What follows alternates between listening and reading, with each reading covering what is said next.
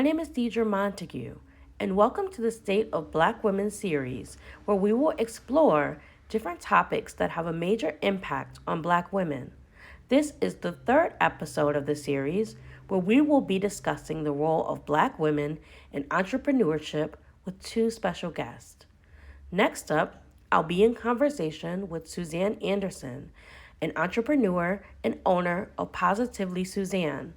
Then, I will speak with Dr. SHAKENNA Williams, the Executive Director of the Center for Women Entrepreneurial Leadership and founder of the Black Women's Entrepreneurial Leadership Program at Babson College. You won't want to miss these powerful conversations. Stay tuned. And when I say this, I know I'm not going to be the only person by myself. The fork in the road is I could be this popular company out of Atlanta that everybody knows and just popular, just cool. Or I can be an iconic brand that stands next to the likes of the biggest businesses in America, right? Both of them are cool, but do you want to be popular or you want to be iconic? You understand what I'm saying? How do you choose? I don't want to just be popular. Because let me tell you what comes with iconism. What comes with iconism is legacy, it's wealth building, it's breaking generational curses, it's providing opportunity for people.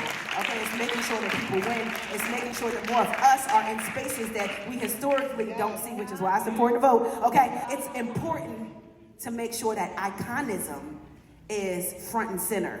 And in order to do that, you gotta scale wise. That sound you just heard was from this year's Mass Black Expo keynote speaker, Pinky Cole Hayes, talking about the importance of scaling her business with wisdom as a Black woman entrepreneur. She is the CEO and founder of Slutty Vegan, the vegan restaurant chain. Hosted by the Black Economic Council of Massachusetts, or known as BECMA, the Mass Black Expo is a 2-day event that brings together hundreds of Black-owned businesses, entrepreneurs, and professionals with purchasing opportunities, capacity building resources, skills, and career advancement options, along with the opportunity to network and to share ideas about how to realize a more productive and inclusive economy. Welcome back. I'm Deidre Montague, your host for the State of Black Women series. Today's episode will focus on Black women in entrepreneurship. Our first guest is Suzanne Anderson. Let's take a listen. I would love to just start off with, what do you love the most about being a Black woman entrepreneur? Honestly, I will say what I really and truly love the most is when I connect with other Black women entrepreneurs and just really talk about my journey and their journey, and we connect and bond over some of the similar challenges that we face, obviously, but just more about the wins and how we can honestly be there for each other and strengthen each other and really shift the narrative around the expectations of what it means to be a Black woman. Oftentimes, when I say I'm an entrepreneur, I think now the word is getting more play, but it's like when people think about entrepreneur, they don't often think of us because they're so used to us working for someone else. So I think one of my favorite part is just honestly being in spaces with other Black women entrepreneur and like we give each other that nod, like, yes, sis, I see you. So that truly is one of my favorite part. I would love to ask you, just for those who don't know, can you talk a little bit about your entrepreneurship journey and what you do? Yep, absolutely.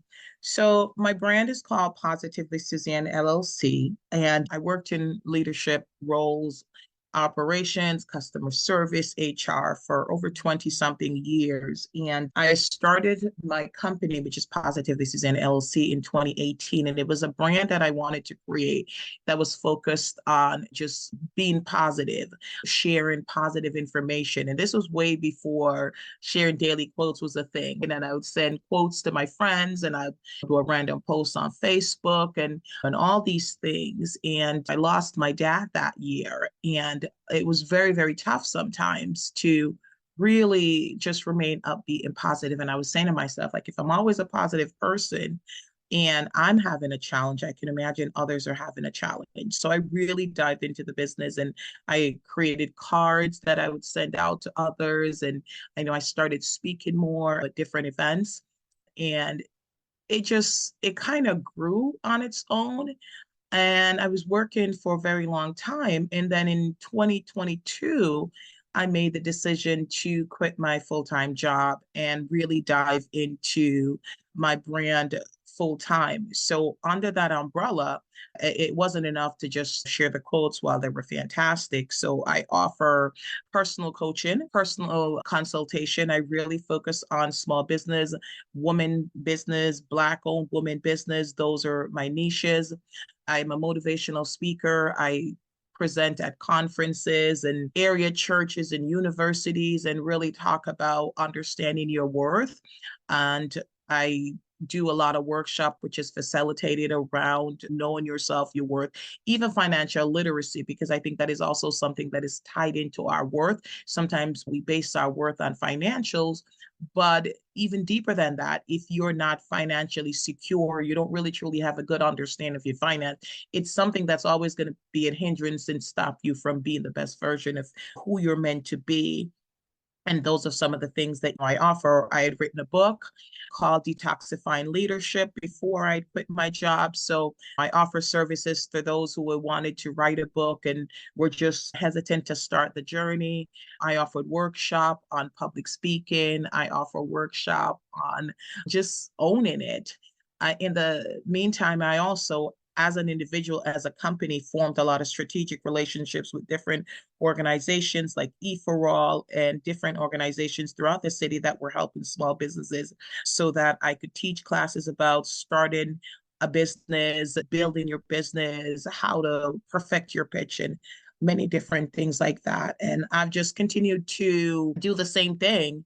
And always people are saying to me sometimes it's such a broad, and it's not, because it all ties back to the same thing, right? Me helping people becoming the best version of themselves. So, and through that, it's the personal coaching, it's the personal consulting, it is the one-on-one workshop, it is the group workshop, it is the connecting people to resources like BECMA. It's all those things. And I have a podcast and a show that, I interview different people in different stages of their lives, and others watch it and certainly get inspired and jump out and do their own thing. So I like to say Positively Suzanne is a brand that's focused on helping you become the best version of you. In other words, I feel like I help others discover their light. And my tenets, the foundation of the brand, is to inspire, to motivate, and to empower. I would love to hear from you. What made you step out on faith and decide to become an entrepreneur? Because it can be a very scary step, especially if you've been working, I would imagine. So, can you talk about what made you decide to take that final step of faith to doing the entrepreneur journey? And thank you for asking that. And it truly was a step of faith. I'd been working for so long. I was so used to working for others and getting that steady paycheck and having the fancy title, right? Because I think when we're young, we're taught like go to school, get a good job, keep the fancy title. And it's just, when I said a couple of things happened after losing my dad, I really started to evaluate the way things worked. COVID happened. And honestly, after COVID happened, there were so many things that shifted, so many things that were rigid that we had to change. And I always feel like we didn't have a choice. We had to adapt or die with COVID. Otherwise, you would go under. Things that we could only do face to face, all of a sudden we were doing it over the phone, like interviews. And I started to thinking like, but what would that mean for me? And at the time, too, my job, there was some toxic behaviors there. And I actually was looking to move into another role and had some pushback and some challenges from someone who I thought would have my back, from someone who likes to play the game of identifying with Black and Brown individuals, but ultimately saw me as competition. And the toxic behavior was just getting a lot. And I was like, you know what? let me take that leap of faith. Let me go out there and do it. And what's the worst that could happen, right? If it doesn't work out, I can still fall back on my experience and my education. I could get another job. But I was like, no, the time is now. I'm like, you lost your dad. That just blew everything out of the water. Like my world shifted. COVID happened. Millions of people were impacted all over the world, and we had to shift and we adapt. I'm like, the world will be okay if I leave my job and just dived into my own company. And I was like, because I'm promoting me. And honestly, through it all, like I have such faith in God. God always takes care of me. And the things that I preach and the things that I teach, and it's okay to start over. And it's okay if you're doing something and you figure out it's not what you want and you change your mind. It's okay to change your mind.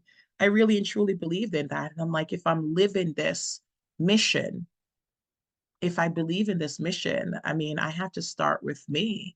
And I cannot sit here and encourage folks to step out on faith and leave toxic environment and not be willing to do the same. So while it was hard to leave a steady and great paycheck, I decided to bet on me, and no regrets. Things have certainly shifted and evolved as the world changes. So does what you want from the world and what you want from yourself. And yeah, so I had faith in God that He will take care of me. He would always find a way. But I also knew that the same level of expertise and determination and hard work and everything that I brought to a company that wasn't mine and built it, but wasn't the owner, I could bring that same level of tenacity to my company. And I did. No regrets. I've made several pivots since, but every day is continued learning and every day it's success and disappointment. But there's just nothing like it that my kids get to see me be this person that I want to be. Thank you so much for that. You talked a little bit about some of the difficulties you were facing while you were working. Can you talk about some of the obstacles you had to overcome now that you are an entrepreneur? Yeah, honestly, I think being an entrepreneur, I think when you just start, there are quite a few barriers to entry. The misconception that entrepreneurs are not successful, the entrepreneurs are that we're struggling. I remember I was doing an interview with a young man, and he has his own show and he's interviewing me. And he's like, so what is it that you do? And I said, I'm an entrepreneur. He's like, really? I didn't see you on entrepreneur. I thought you were doing well. I said, well, that is a misconception we need to change. Entrepreneur does not mean struggling. I mean, Oprah, who I completely admire. I'm like, she's an entrepreneur. She's always doing new things. Richard Branson, Tyler Perry, like it's multiple very successful ventures, right? So some of the struggles that I face, I think honestly, being a Black woman, it's the same thing as in the corporate world. It's being misunderstood.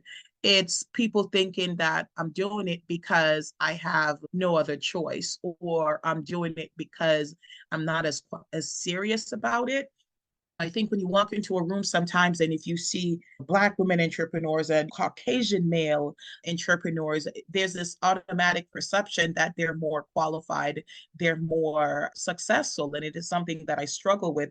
So at first it was oh, what is it that you do? Tell me about your business. And then I would flip it and says, well, what is it that you do? Tell me about your business. And then I would find out that A, I was in the business longer than them. B, I was more successful than them, depending on how you look at success.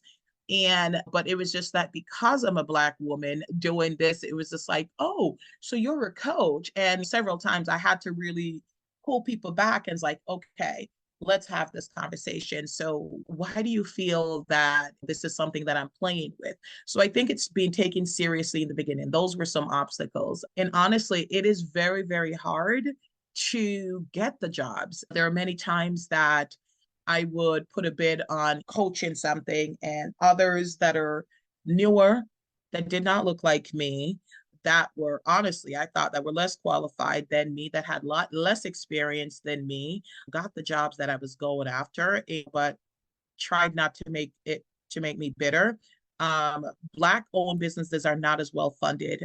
as a business, it's a very, very hard to have access to capital because again, that misconception that we're just playing around. There are the barrier to resources. Again, Black-owned businesses just once again just doesn't have the same access. And I was very intentional about finding out the different organizations like EFORAL. There was the chamber. I joined organizations that are in the community that I truly believe that has a broad reach, and I would be able to build my brand. The flip side of that is the more popular or the more successful and larger the organization is, there is not that many people that look like me. So oftentimes when I showed up, it was either me by myself or a few others. So the biggest barriers were, again, people dismissing me and misunderstanding my value and my worth. So you have to be committed. You have to believe in yourself. You're gonna have to be your number one cheerleader for a very, very long time. Barriers to resources. Folks tell their friends, and unfortunately, a lot of their friends don't look like me. Barrier to capital. A lot of organizations do not bet on Black-owned businesses to invest in unless they feel like you are at their level of success. But I look at success differently in terms of the amount of people's lives that I'm able to impact, the amount of lives that I'm able to change, the amount of clients that I have, like just seeing changes and shifts. And not all my clients are clients, because if somebody comes to me and they're not hiring me, I'm still connecting them to Beckman. I'm still connecting them to resource. I'm still connecting them to so many different people without taking money from them, because sometimes they're not able to pay me. So that misconception, man, it can be a killer because it could erode your confidence. If you're not confident, it is being overlooked. It continues still. It's not just in the corporate world. You're being overlooked for things that you're able to do. It's people not valuing what you do. It's people consistently wanting me to do things for free and then hiring my Caucasian counterparts and paying them to do something that they are asking me to do for free.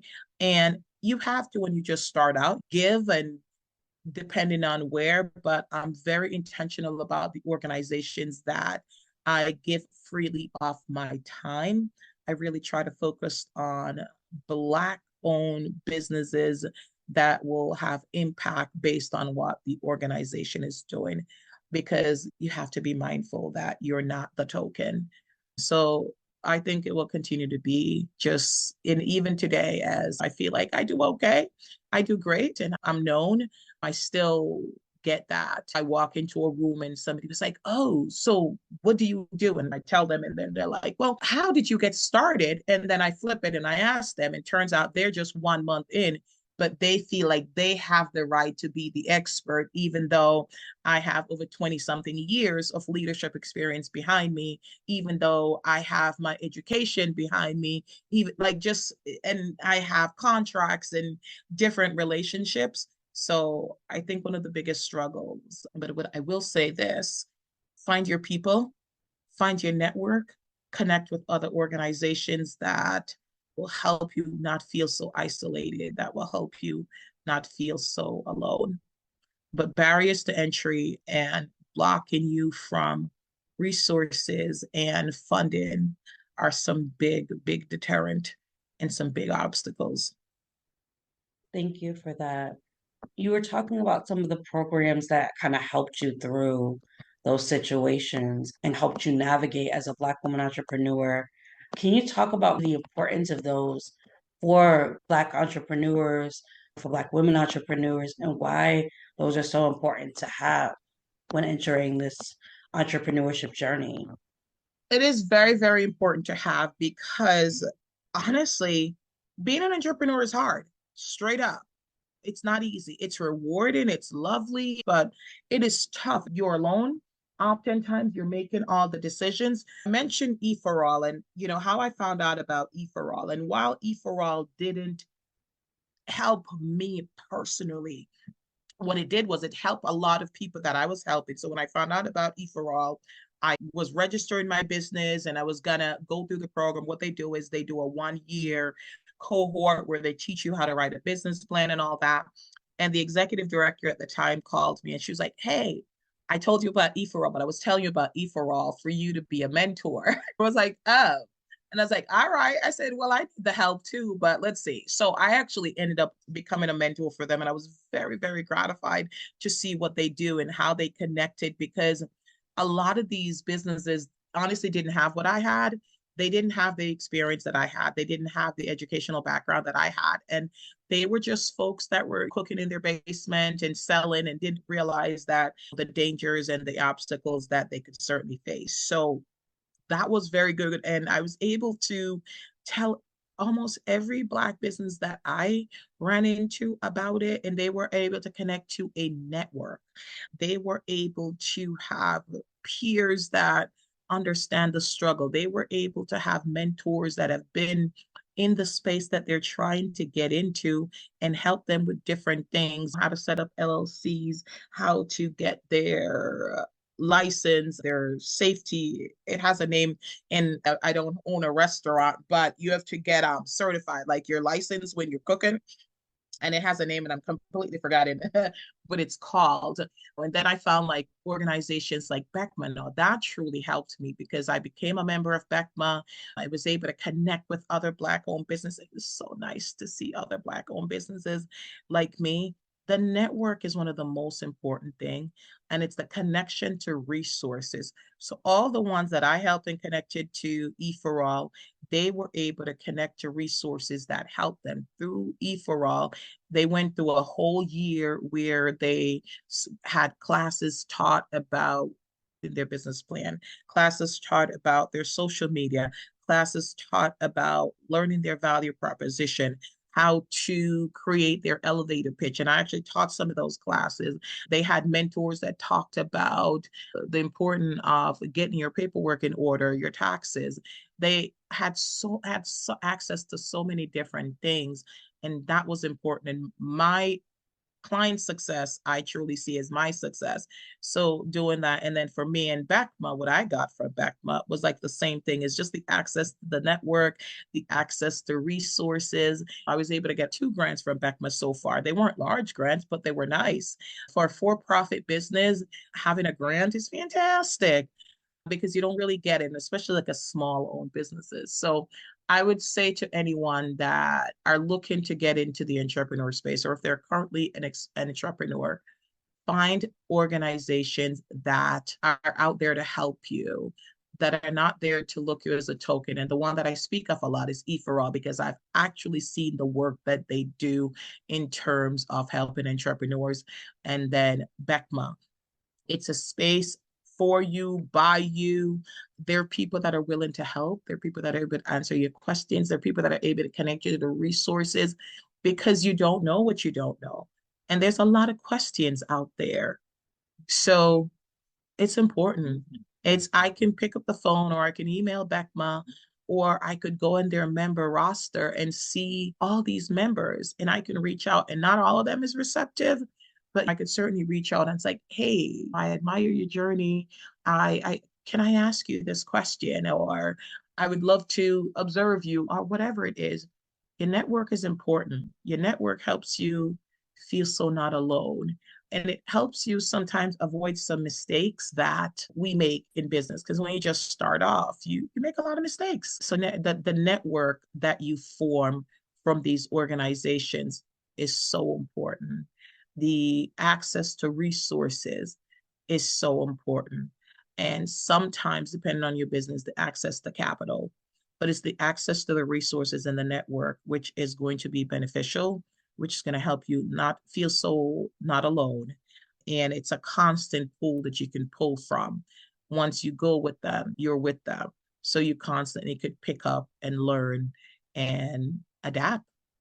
Thank you so much for that answer. You already started talking about for future entrepreneurs the importance of networking and connecting to a network. Is there any other advice you would give to aspiring Black women entrepreneurs, maybe those who are maybe fearful of taking even that first step of starting that business and getting on the journey? Do you have any other advice for them? No, absolutely. Let me just say, Black women, you guys are incredible. Like, I wish every Black woman see what I see when I see another Black woman. I am proud.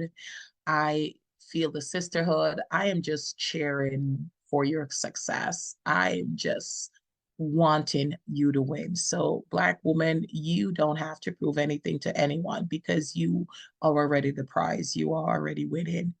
And if you are struggling to go on that entrepreneur's journey, two things I want you to remember. Your path and your journey is uniquely your own. You don't have to do it by anyone else's standards but your own. And only you have the ability to define success. So I really want you to think about when you're going to become an entrepreneur, the why of doing it. It is a great journey, but it's also a challenging journey. And there is no shame if you decide to stay in corporate spaces. There is no shame if you decide that this is not for me. So don't get so caught up in what others will think. If you try and it doesn't work, hey, move on, let it go and move on. Don't continue to do it if it no longer serves you. What is your why you're doing it? And if you really want to do it, try it. When you just start out, if you're able to connect with one or two entrepreneurs that are doing similar things, do it. Do not view them as your competition. And if they view it that way, then that's not your people. Find your people. Do your research, find out what is out there, what organizations are offering things that is going to help you, because I promise you that there are organizations out there that wants to help you, and almost every company is doing it now. So do it. Do not be ashamed of saying I don't know. Do not be ashamed of asking questions. Ask questions. Ask as many questions as you have to. Do not be ashamed to pivot. Do not be ashamed to shift. And don't be afraid to do it your way. Part of being an entrepreneur is creating your value proposition, is offering something that no one else offers. So when you find out what it is that you're offering that no one else offers, be proud of it. Do not stop promoting yourself. Shout what you do everywhere. If it's on social media, if it's on text, if it's through an email campaign, do what you do.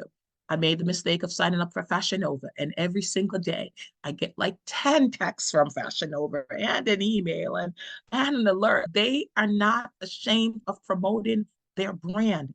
So do not be ashamed of promoting your brand. Don't worry as people are like, oh my goodness, I'm sick of her. Well, let them get sick of you.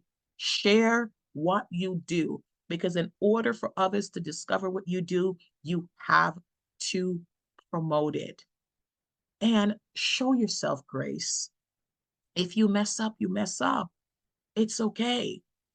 As long as you have life, you have the ability to do it again the next day. So please operate with grace for yourself. That is so important and often overlooked. Celebrate every win, the small wins, the major wins. And when you get a no, don't take it personal. Even though you are the only one doing all the work and it feels personal, it's not personal. I feel like God protects us. So it is a not right now. And when you get a no, really evaluate like, okay, so what does this no mean? Does it mean I go back to the drawing board and shift something or change something?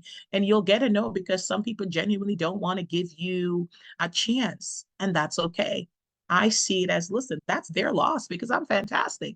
So if they don't see the value in me, it's okay. It is not my job to convince you of the value in me, because I'm showing you every day. I'm showing up and doing what I'm supposed to do. And if for whatever reason you choose not to see it, I can't stop it. So you don't stop being great. Your worth is not based on how other people see you. It starts with how God sees you, first of all, and he thinks you're fantastically and wonderfully made. And then it's how you see you. So try it. And if it doesn't work out, pivot, shift, change, but make sure that you're putting in the work, that you're partnering, that you're asking questions, that you're finding out what organizations are out there to help you, that you're building your network along the way. And if it is working out, make sure that you're recording it to make sure that you can do it again, making sure that it is sustainable. And for any reason you decide that it's not for you, it's okay. And if for any reason you decide it's for you, then give it your all. The bottom line is this: you have one life to live, and there's only one you. So whatever you choose to do is what you're meant to do. And that's truly how I see it. And you couldn't want to do it for 2 years or 5 years. But if you do it, give it your all. Don't hold back. Don't be ashamed. Don't be afraid to promote yourself because you're afraid of what others will think. Going in it to win it, network, partner, resources, do things differently, take advice, but not everyone's opinion. So advice is different from opinion. So take advice, but not everyone's opinion. Be flexible, be adaptable, be willing to work. Remember your whys. Sometimes you're going to be up at 3 a.m, like panicked, but just remember your why. Why did you get into it? And take a break. It's okay to take a break, to say, like, listen, I've attacked this as much as I can today. I need 5, 10, 15, a half a day or an entire day to just be, take a break, and come back at it another day and another way. But never, ever forget that you are the secret sauce. You're the reason why it works. And if somebody doesn't see your work, hey, that's on them. You know who you are. So I'm cheering for you to win. That's it. That's my advice. Thank you so much, Miss Suzanne, for your time today. I really appreciate it. Every day is scary. How many entrepreneurs in here? Right? Woo! Let me tell you what entrepreneurship is. Y'all remember that episode on Martin where Martin got in the ring? He thought he was going to win, and every day he just get knocked out. Like, it is a beautiful fight. Mm-hmm. And when I say beautiful, there's some days when I'm like, I don't want to do this no more. Come on. And then I look at my kids, and my kids like, Mommy, eat. And I'm like, well, I got to pay for this food, so I got to keep going. and there's some days where I have people that don't believe. And you know, energy is important in entrepreneurship. Amen. You got to make sure that you connected to the right people. So that is a different kind of hard, because now you got to be humble and you got to diversify who's going to be in your circle and who's not. You got to compartmentalize who's going to be the person that's the cheerleader, who's going to be the hater that you need, right? Because it helps you to get better. Am I talking to myself? Come on, talk that talk. You need a hater time or two. Come on. But the reality of it is it's hard. But this is the hard that I wouldn't trade for the world. And I'm going to keep doing it as long as I got breath and fight in me. Welcome back. I'm your host, Deidre Montague. That sound you just heard was from this year's Mass Black Expo keynote speaker, Pinky Cole Hayes, the founder and CEO of vegan restaurant chain Study Vegan, talking about persevering through some of the struggles she has taken on the road to becoming a successful Black woman entrepreneur. Our next guest is Dr. SHAKENNA Williams, the Executive Director of the Frank and Eileen Center for Women's Entrepreneurial Leadership at Babson College, and also the founding director of their Black Women's Entrepreneurial Leadership Program. The center is a premier source for business acceleration, global entrepreneurship research, and entrepreneurial leadership. The center educates, convenes, and champions Babson students, alumni, and their entrepreneurial ecosystem, guided by their principles of Babson's entrepreneurial thought and action. Let's listen in. For those who don't know who you are and what the center does, can you talk about that? Yeah. So my name is Dr. SHAKENNA Williams. I am the executive director of the Frank and Eileen Center for Women's Entrepreneurial Leadership at Babson College, and also founding director of our Black Women's Entrepreneurial Leadership Program. And the center is a premier source for business acceleration, global entrepreneurship research, and also entrepreneurial leadership. We educate, convene, and champion Babson students, alumni, and our entrepreneurial ecosystem, guided by our principles of Babson's entrepreneurial thought and action. Thank you so much. How did the center, and specifically the Black leadership, how did that come to be at Babson? Right. So the Frank and Eileen Center recently got renamed the Frank and Eileen Center last year, but CWEL, as it was called before, was founded in 2000. We're gearing it for our 25th anniversary. And CWEL again stands for the Center for Women's Entrepreneurial Leadership. And we're the first center at a business school to focus on women entrepreneurs. And the center's programs include programs for our women identifying students and allies, both undergrad and grad. We also have two accelerators, our WIN Lab, which stands for Women Innovating Now, and then also our Black Women's Entrepreneur Leadership Program. And our third pillar is our research. We are the home of the Diana International Research Institute, where we convene researchers and scholars all over the world once a year to talk about the latest trends in women's entrepreneurship. The BWEL program was formed during COVID in 2020, as we all were living through, particularly Black Americans, were living through kind of two pandemics. One, the COVID, and then also the heightened racial tension that was going on, particularly we're seeing so much in media. And Babson reached out to the center and said, listen, you all need to do more for Black women entrepreneurs. And we base everything based on our research. And during that time, there was an article published stating that, and it's still today, that Black women entrepreneurs are the fastest growing ethnic group to start and grow businesses. And one of the problems that the research did show that even though we're the fastest growing, our revenue was not matching up against our non-minority groups. So at that time, the average revenue for Black women entrepreneurs was $24,000 compared to non-minority groups, which was over $250,000. And this was based on the State of Women report that was published through American Express. So another barrier to that, as far as them growing and scaling their business, besides access to capital, which all women face, was access to entrepreneurship education, and then also access to mentors. And we said, why not? Babson being #1 in entrepreneurship for the last 30 years and now ranked #2 in the world for best colleges. We say, why can't we give access to Black women entrepreneurs, our #1 pedagogy around entrepreneurship, and then also create a program that they will have a mentor. And that's what we did in 2020. And it really started off with a conversation of Black women sitting around a table at Babson in 2019 of how could we kind of form something for Black women entrepreneurs. And here we are 4 years later with almost over 200 alumni in the BWEL program. I would love to ask you, when you were in talks with the Black women at the table, what were some of the barriers that Black women were entrepreneurs were facing, and how were you, as the center in the program, able to help them overcome some of these barriers? So some of the barriers that we talked about at the table, again, was access to entrepreneurship education. Many of those that are around the table were Babson alums or entrepreneurs that probably went through one of our other programs. But one of the things we talked about is community.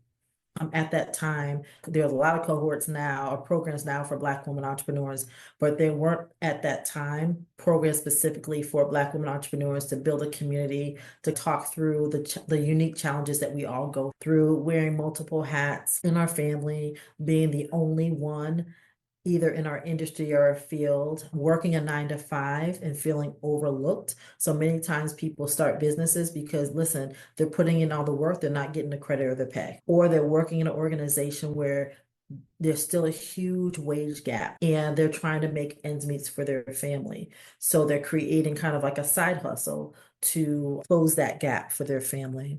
And another thing that we talked about is as Black women, we're very creative and innovative, but having that mentor is really key to help them guide them through how to start and grow a business effectively and to have that network to advertise and also have customers. Thank you for that. For people who may feel like, why do Black women need a specific program Black entrepreneurs, Black women entrepreneurs. Can you talk about why it's important to have spaces like what Babson has created in the Women's Entrepreneur Program? That's a great question. I think it's important in a program such as BWEL and other programs that are out there specifically for Black women entrepreneurs. One, it builds a community, which we call a sisterhood, that you're in an audience that really understands who you are. So it's not a lot of explaining. Also, it's an opportunity for you to have peer support. I think that's really important. And the third thing too is like sometimes in programs where they're diverse, and which is nothing wrong with diversity, sometimes again we're overlooked as far as be able to share our ideas or getting the one-on-one attention that we deserve. One of the things I want to shift into is the recent case of the Fearless Fund. It was a big case that was out that really made it a little scary for a while for small business owners or Black women entrepreneurs. And so they've recently settled with Ed Bloom, so that it wouldn't have a bigger impact on Black women entrepreneurs. How do you see this recent ruling impacting Black women entrepreneurs and their businesses in the future?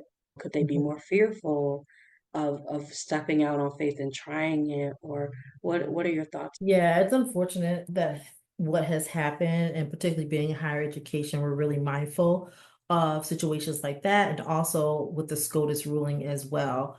So I would say in reviewing what the challenges were in that organization and about how the people that kind of sue their organization about discrimination, it comes down to words. So words are very important. As you know, being a journalist is really understanding how words could make or break a story. So in that, I think I could give an example how we in higher ed is combating potential challenges or even litigations, is that saying that and really truly believing that we will do this if someone does want to apply for our BWEL program. It is specifically for Black women entrepreneurs and allies. So if an ally would like to join a BWEL program and they meet all the other qualifications, they can. And I think it's okay if people want to be a part of a group, but again, it's a two-way street. So we go back to the challenges that Black women go through about access to capital, access to entrepreneurship education. And if we want to play off a word, access does not mean connection. Access means I'm going to open the door. It doesn't necessarily mean that when you walk through that door, you're going to get what you need. So I would say to those that are challenging these all Black, all women organizations and programs is that please invite us to where you are in the networks that you're a part of, because it's definitely needed.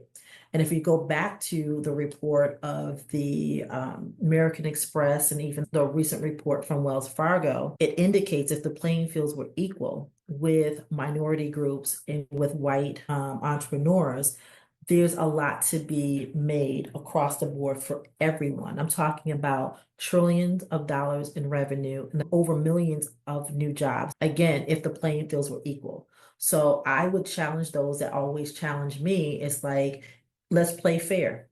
If you want to play fair, let's play fair. And there won't be a need for a Black women entrepreneurship program if wages were equal, where we live can be a selection, us being selected for the right positions, people investing in our businesses. So it's a ripple effect.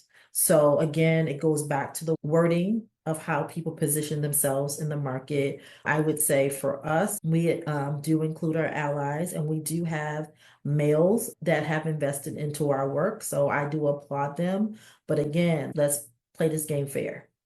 Shifting back to the program, what are some of the biggest accomplishments of the program that you're particularly proud of?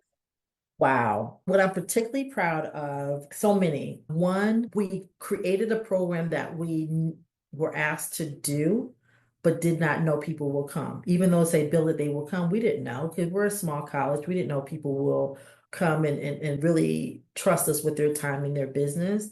But I tell people the success stories ranges. So every time it was like, well, how much revenue did they make? How much money did they raise in capital? I'm like, that's fun, that's great, but that's predictable. But when someone says, you know what, Dr. Williams, this is the first time I ever had to pitch for my business. You all helped me not only create my pitch deck, but also we gave them connections, not access, connections to our speech center and also writing center so they can formalize their pitch and be comfortable to pitch to whoever, to win that contract, to win that grant.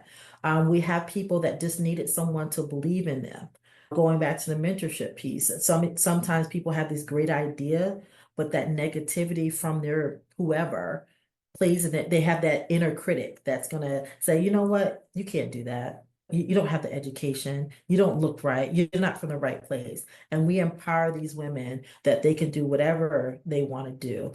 And I think for me, that's been phenomenal. And just to have, random text messages of check-ins from people I've been able to meet from across the country has been rewarding for me.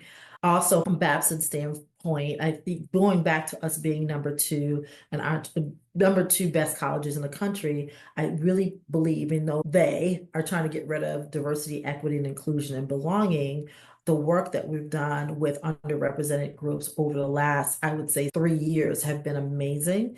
And diversity, equity, and inclusion and belonging is one of our critical few objectives at Babson. So it's not just my department, it's across the board at Babson how we're being evaluated. But also it's not, we're just doing it just because we truly believe in diversity in thought and also diversity in everything that we do. So it's definitely a privilege to work for my alma mater and doing what I'm so passionate about, but also seeing them move the needle and being unapologetic in doing so. That is so amazing to hear. My last question is, how can people get connected to the center if they're interested in the program or if they want to, support in any way? How can they get connected to the program?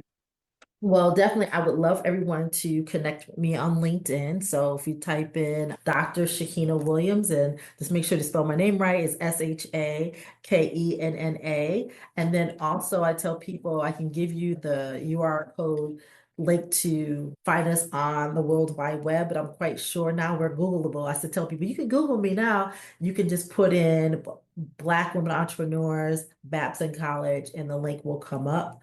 But also our website at Babson is Babson, as BABSON.edu/BWEL.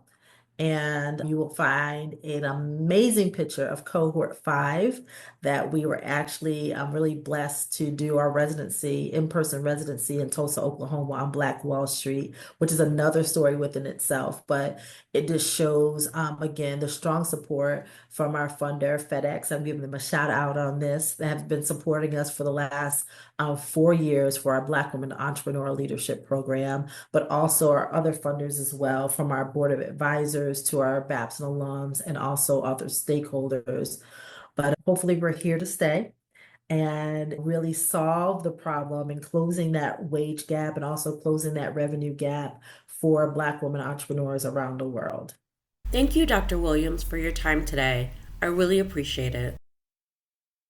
Thank you so much for tuning in. I really hope that you enjoyed today's episode.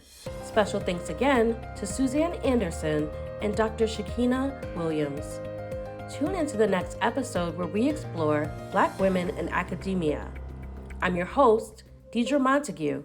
Thanks for listening.